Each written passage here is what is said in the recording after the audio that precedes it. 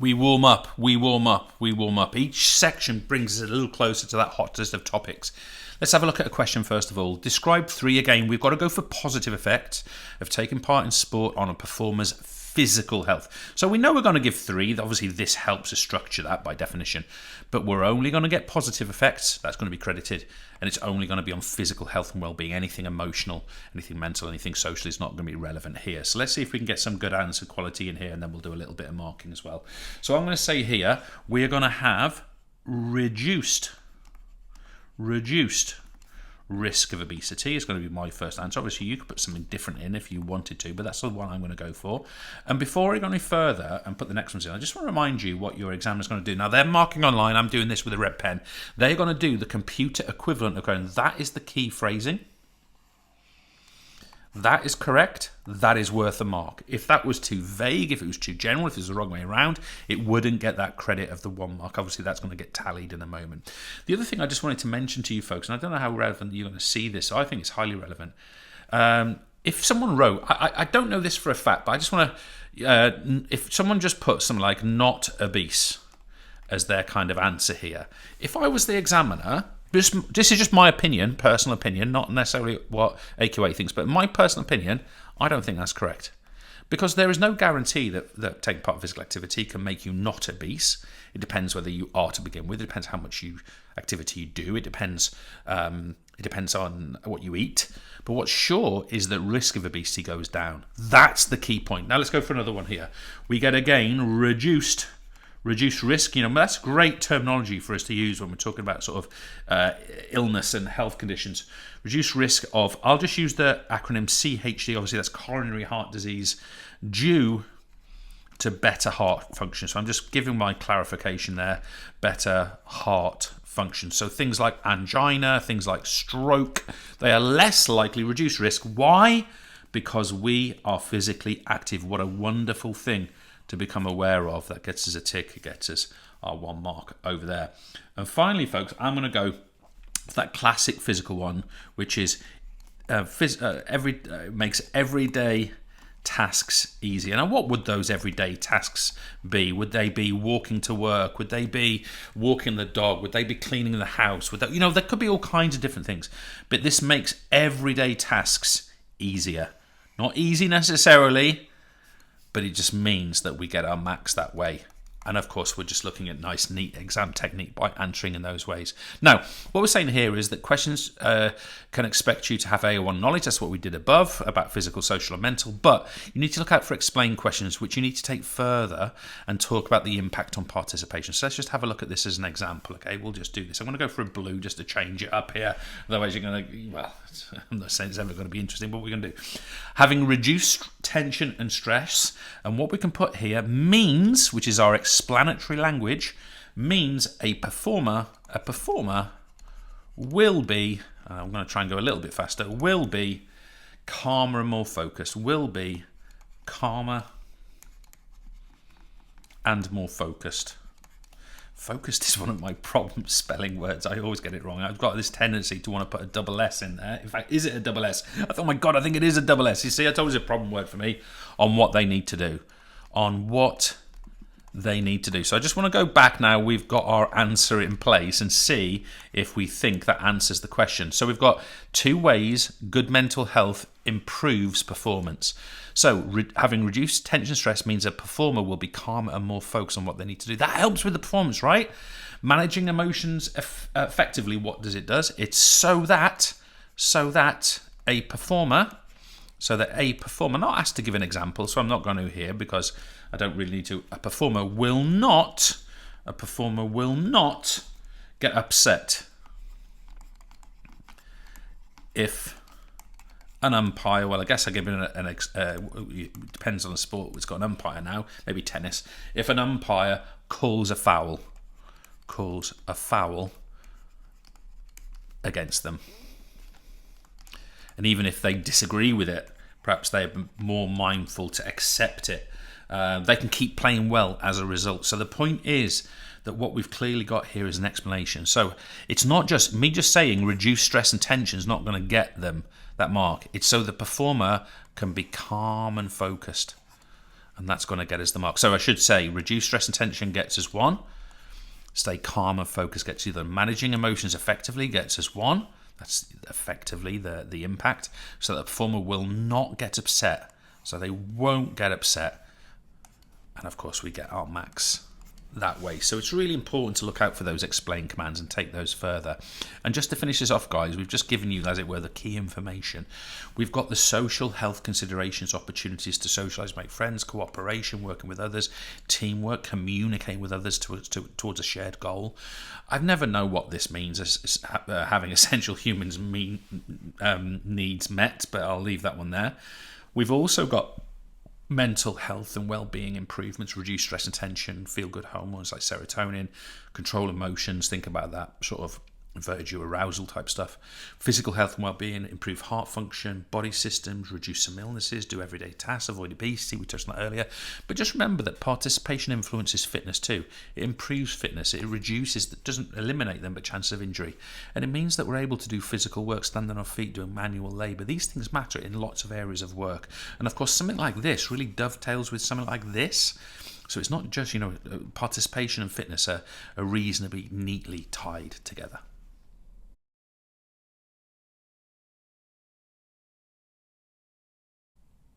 We are darn warming up, folks. We're not far off halfway. Topic 7, hooliganism. That's kind of, just to remind you, I suppose we'd give this in 2 descriptions. It's violence. The other thing I would say is it's probably organised. Okay, so that's just to sort of give some kind of sense of what hooliganism, rather than, say, fan, spectator violence. We tend to see some of this organised. I don't know if that's interesting or not. But anyway, 3 reasons for it at sports events. What would we say? Well, the first one could be it's more likely because it's a local derby. So local derbies seem to be a factor. We also find that if things are hyped in the media, if there's hype in the media and people come to the ground really, really kind of pumped and hate-filled, then perhaps it's more likely in that situation. And the other one, I think there's a really lovely word to use, not a lovely word actually, but it's a good word at least for your exam score, frustration. And I'm going to say here, frustration with one's own team's performance. So it could be a referee's decision or something like that, but I'm going to say with team's performance. And what's your examiner going to do? Albeit online, they're going to say, okay, derby matches, circle tick, 1 mark. Hype, circle tick, 1 mark. And we're going to say frustration. We'll go for that whole thing this time. Frustration with poor performance, circle tick, 1 mark. And that's where our best mate Max comes to town, and that's what we want to see in that particular scenario. Now, we've got 3 strategies that could be used to combat hooliganism. So we're just suggesting them. I don't need to explain them. I don't need to evaluate them. I'm just saying what they might be. So I'll go with red here. So the first one would be something like segregation of fans, keeping fans apart. Now, interestingly, I've read some really interesting, in my opinion, articles about the concept of figurationalism, and I actually suggest this is the opposite impact that people might expect. But anyway, at least in our exam, this one really works well. Secondly, we argue that alcohol restriction is a good methodology of reducing the chances of hooliganism. Why? Because alcohol can sort of suppress inhibitions and make people kind of dissolve into the crowd and maybe do things they wouldn't normally do and behaviours they wouldn't normally do. And another way to perhaps address that is to have early kick-off times to big local derby matches. Why? Because then theoretically at least there's less time in the pub. So again, we're going to get here circle tick 1 mark, we're going to get circle tick 1 mark again, or the online marking equivalent of this, circle tick 1 mark.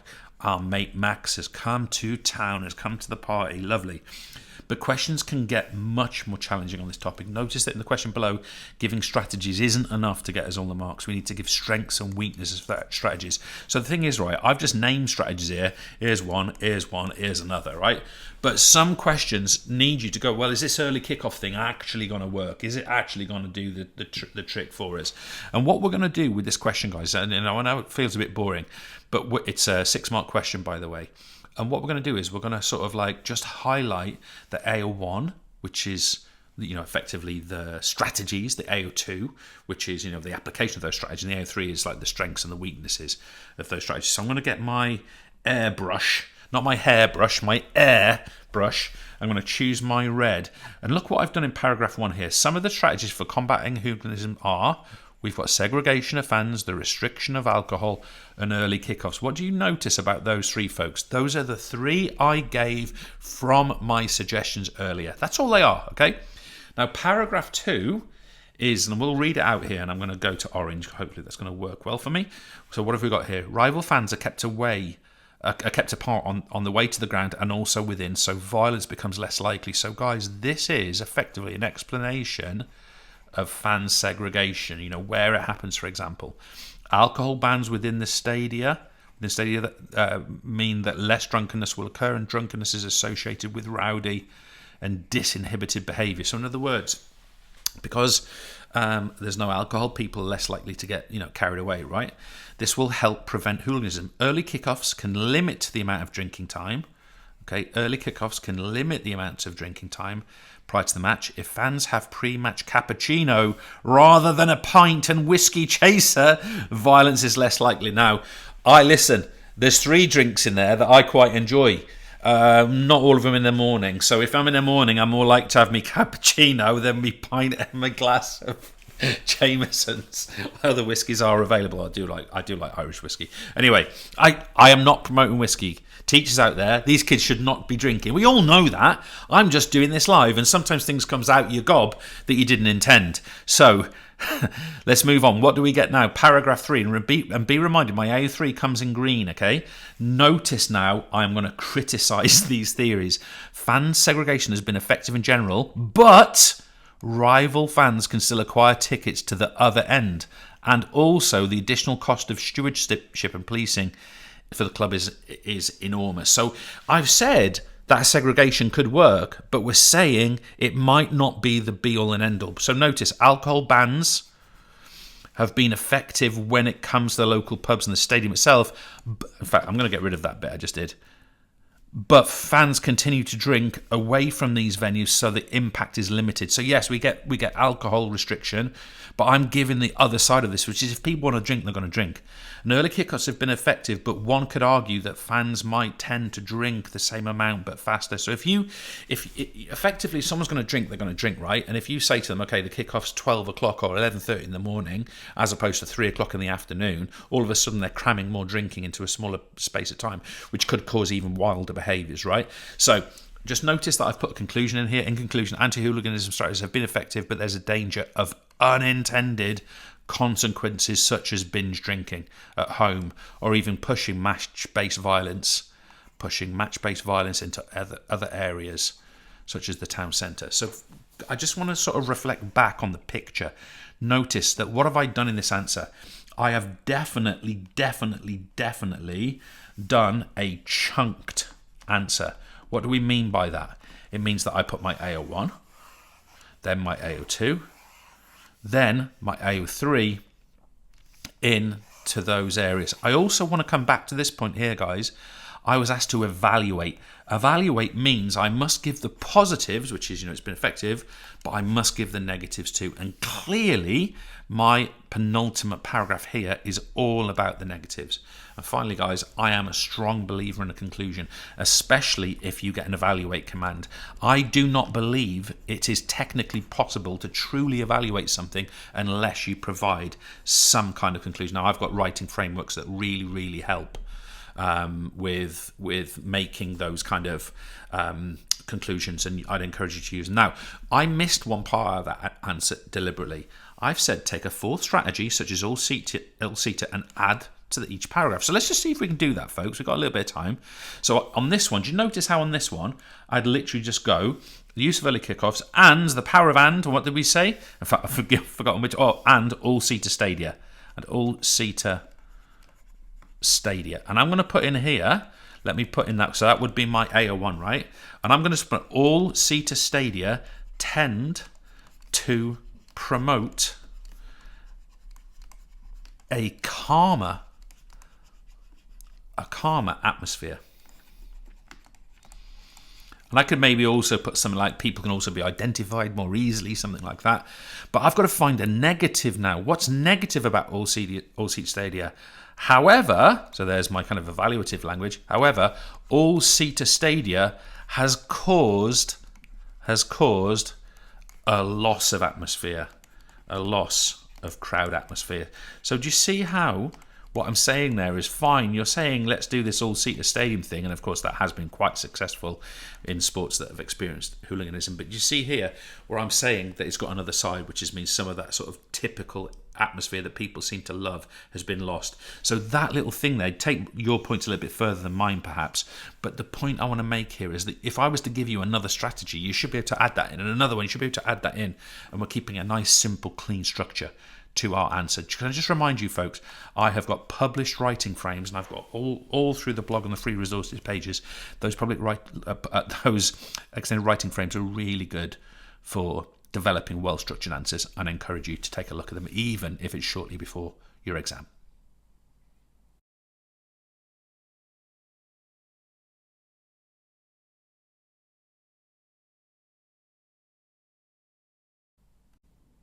I put this question here not because it's a hard question, it's one of those that somehow it's going to trip people up because there's a load of words to it and your brain kind of does auto reading for you somehow.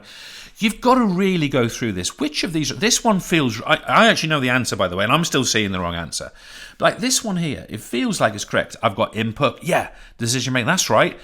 And output's there, but this, of course, is wrong. That should come before it. I've got input, right. This one, I think, is going to be the one for me, okay? But I need to make sure decision making, that cannot be first. No. Decision making, that cannot be first. No. So the rest of it. So you want to be going through clear process because this has got such a wordy sort of nature to it. The tendency for, let's call it, trip up and getting a daft mistake when 1 mark should be an absolute guarantee is there. I don't know how to advise you on those, folks. It's like, take your time. Don't rush it. Know that making an error is possible. Even it's written kind of to cause that for you, right? Therefore, we need to beat that little system. Now, you don't want to know what I just thought. Anyway, question 14. Now we're getting to the deeper aspects of basic information processing. Using a sporting example, I'm going to choose a tennis return. From a game's activities, my tennis return works. Explain each stage of the information processing model. So our student here said, right, the example, I've got to give it from sports, so I'm going to give a tennis return, and I've got to explain it. Okay, so I've got to do more than, obviously I don't get marks for just saying it, it's already there. So let's have a look. I've got this one. What is the actual input stage here? Well, in this case, it is the flight, it is the speed, it is the trajectory. You know, is it what kind of arc is the ball making, for example? It is the trajectory. And even, and I don't think you'd need this to get your mark, and even the perceived, I before E except after C, so that's EI, perceived spin on the ball as it is served. So I'm saying the input is this, and it's even, do I think the ball is spinning? Okay, because I'm going to make a decision based on that. So all those factors are the input, right? What is the decision maker? The receiver, that's my example, the tennis receiver, the person getting the returning the serve. They interpret the information, ignore some of it, not the stuff above, I suppose, other things, and decide to, what are they going to decide to do? Look, I'm actually going to give an action. Step to their, let's say to their right, and block return, and block a return. So they're doing like a block shot. Maybe it's a really fast serve or something like that. So they're going to do some kind of block forehand return, for argument's sake. What then would be the output? They've made the decision. They haven't done anything yet. So what would be the output? The output would be nerves that stimulate the muscles. And obviously we could name the specific muscles here, but we don't need to. The muscles of the legs and arms to move right and block the serve, as I've got before. So that's actually what we do. We've got the nerves and the muscles actually going to achieving this thing. And what's the feedback?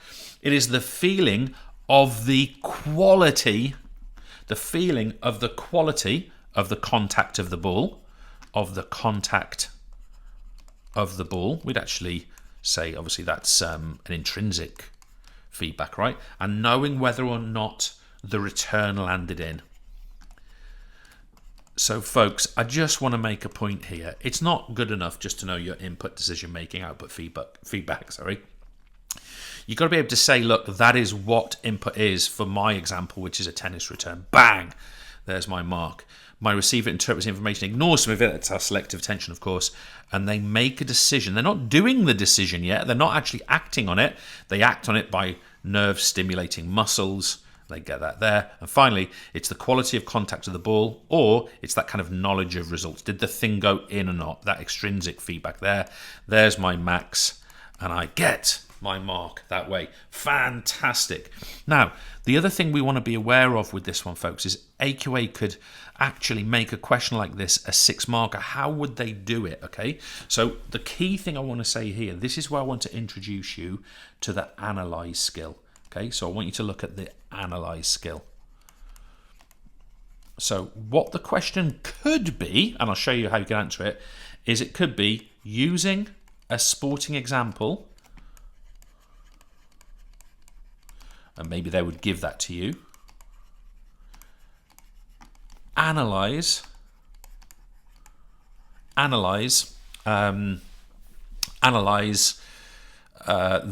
I'll put the basic information processing model. Okay, so that would be our 6-marker, or maybe they would say to us here, analyze the basic information processing model applied to a tennis return. So what would my paragraph 1 be for my answer? Well, what I would do in my answer for paragraph 1, and there's different ways to do this, but in paragraph 1, I would say the 4 stages. Okay, so I would put input, decision making, output, feedback. That's what I would say in my first phase, in my first paragraph. In paragraph 2, I don't know why I did those two things different color. What I would do here is I would give examples. So can you see how paragraph 1 from my answer above, paragraph 1 would be this, this, this, and this. Paragraph 2 would be this, this, this, and this put into paragraph format. Now, paragraph 3 here, what I want to do is I want to explain the impact.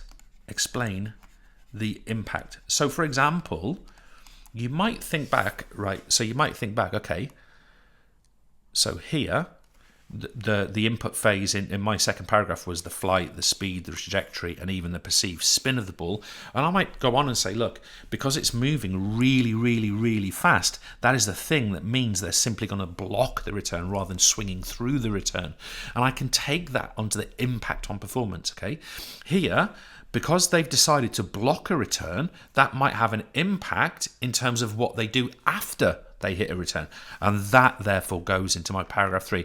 But the point I wanted to make more than anything is, if you were to get a 6-mark question on analysing the basic information processing model, the first paragraph is the 4 stages, the second paragraph is your examples from the sport you've been given or that you've chosen, and the third one is the impact on those things. And that, in many ways, I honestly think that really helps to demystify this kind of 6-mark sort of challenge, okay? Because that is exactly what we had in the previous answer, but with this paragraph on the end, exactly as I've mentioned just now.